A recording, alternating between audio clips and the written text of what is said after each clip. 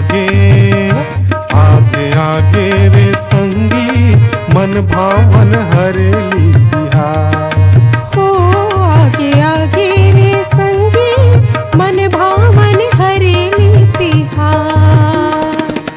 खेती डोली हरी आगे नांगर जुड़ा धो आगे। खेती डोली हरी आगे नांगर जुड़ा धो आगे। झूमे नाचे देख के किसान। आगे आगे आगे आगे रे संगी मन भावन हरेली तिहार। हो आगे आगे रे संगी मन भावन हरेली तिहार।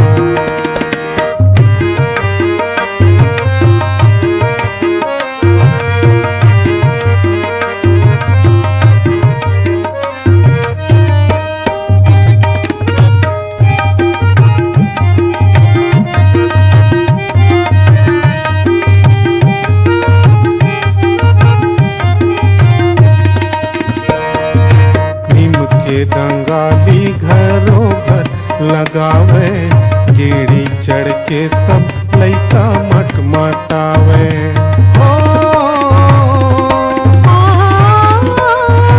गुड़ के चीला नांगर माँ चढ़ावे, ठिठरी खुरमी घरों घर माँ महावे। रिम झिम बरसे रे पानी के फुहार। आगे आगे रे संगी मन भावन हरेली तिहार। हो आगे आगे रे संगी मन भावन हरेली तिहार।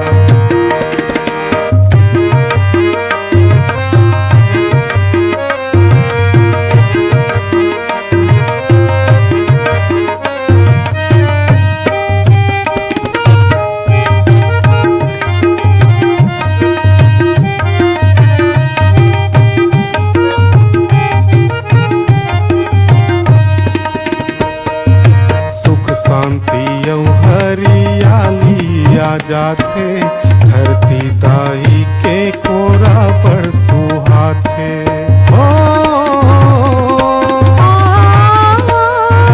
देख देखे के मन भारी मुझ मुचा थे, छत्तीसगढ़ हिन दाई के कोरा हरियागे। पैया लागे सब लइका औसिया। आगे आगे रे संगी मन भावन हरेली तिहार। हो आगे आगे रे संगी मन भावन हरेली तिहार। खेती डोली हरी आगे नांगर जुड़ा धो आगे। खेती डोली हरी आगे नांगर जुड़ा धो आगे। झूमे नाचे देख के किसान। आगे आगे रे संगी मन भावन हरेली तिहार। हो आगे आगे रे संगी मन भावन हरेली तिहार। हो आगे आगे रे संगी मन भावन हरेली तिहार।